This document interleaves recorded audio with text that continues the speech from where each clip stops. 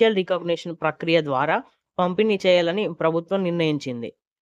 ఆసరా పెన్షన్ల పంపిణీకి ముఖ గుర్తింపు విధానం, వేలిముద్రలో ఎదురైన సమస్యలకు పరిష్కారంగా కొత్త పద్ధతి. మొదటి రోజే 7,552 మందికి 1,93,00,000 రూపాయల వరకు పంపిణీ. పింఛన్లు అందజేయడంలో సాంకేతిక ఇబ్బందులు, అలాగే 3 నెలలు పింఛన్ తీసుకోకుంటే పింఛన్ రద్దు అనేది ఈ వీడియో ద్వారా మనం తెలుసుకునే ప్రయత్నం అయితే చేద్దాం. వేలిముద్రల ద్వారా పెన్షన్ పంపిణీలో అంటే పెన్షన్ ఇచ్చే సమయంలో వృద్ధులకు, కార్మికులకు ఇబ్బందులైతే తలెత్తుతున్నాయి. ప్రభుత్వం దీన్ని గుర్తించి చేతివేళ్ల చర్మం పలుచన కావడం వల్ల, స్కానింగ్ సమస్యలు రావడం వల్ల పెన్షన్ ఆలస్యం అవుతున్న సందర్భాలైతే పెరిగాయి. ఈ సమస్యల పరిష్కారంగా ఫేషియల్ రికగ్నిషన్ సిస్టమ్‌ను ప్రవేశపెట్టింది ప్రభుత్వం. జూలై 29 నుండి ములుగు జిల్లాలోని పోస్టాఫీసుల ద్వారా ముఖ గుర్తింపు ప్రక్రియను ప్రారంభించారు. మొదటి రోజే 7,552 మందికి పెన్షన్ లబ్ధిదారులకు పెన్షన్లు పొందగా మొత్తం 1,93,00,000 రూపాయల వరకు పంపిణీ చేశారు. ఇందులో వృద్ధులు, వితంతువులు, గీతా బీడీ కార్మికులు, దివ్యాంగులు, ఒంటరి మహిళలు ఉన్నారు.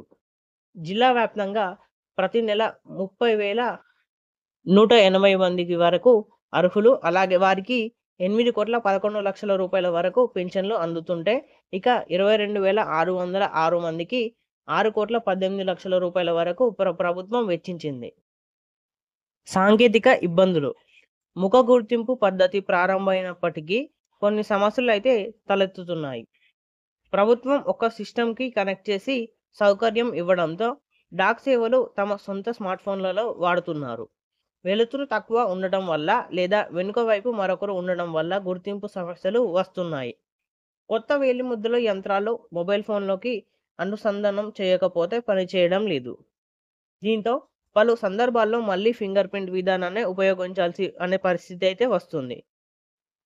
ట్రైనింగ్ మరియు మార్గదర్శకాల గురించి పింఛన్ల పంపిణీకి సంబంధించిన సాంకేతిక సమస్యలను అధిగమించేందుకే గ్రామీణ డాక్ సేవలకు ప్రత్యేక ట్రైనింగ్ ఇచ్చారు.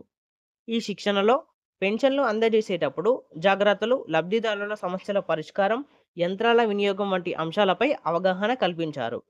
పింఛన్ రద్దు నిబంధనలు అంటే ఈ పింఛన్ రద్దుకి నిబంధనలు ఎలా ఉంటాయంటే, వరుసగా 3 నెలల పెన్షన్ తీసుకొని వ్యక్తులు వలస వెళ్లిన వారిగా గుర్తించి వారి పింఛన్ను అయితే తెలంగాణ రాష్ట్ర ప్రభుత్వం